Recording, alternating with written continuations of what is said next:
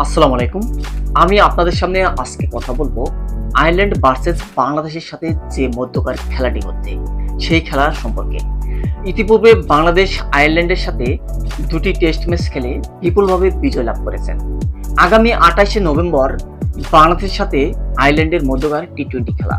আর সেই খেলায় বাংলাদেশ তাদের নিজস্ব দলের স্কোয়াড ঘোষণা করেছেন, অর্থাৎ বাংলাদেশের যে 11 জন খেলোয়াড় খেলবে তাতে তারা সহ 15 জন খেলোয়াড়ের স্কোয়াড ঘোষণা করেছেন।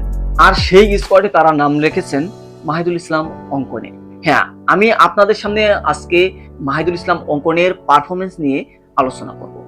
বন্ধুরা, আপনারা দেখেন ইতিপূর্বে মাহিদুল ইসলাম অঙ্কন 5টি ম্যাচ খেলেছেন এশিয়া কাপ রাইজিংয়ে 5টি ম্যাচ খেলে তিনি একটি ডিএনপি হয়েছেন।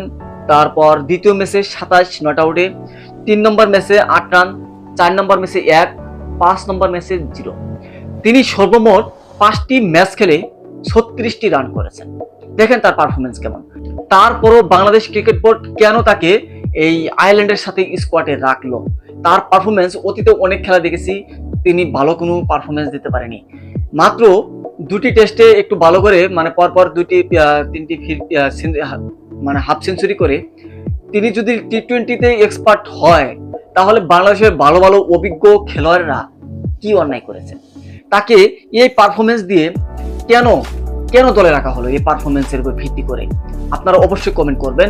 তো বাংলাদেশের যদি এরকম সিন্ডিকেটে চলে, বাংলাদেশের খেলা যদি এরকম সিন্ডিকেটে চলে, তাহলে আমাদের দেশের খেলাকে কোনোদিন এগোতে সম্ভব হবে না। তো বন্ধুরা, এই সম্পর্কে আপনার মূল্যবান মতামতটি অবশ্যই কমেন্ট বক্সে দিয়ে যাবেন।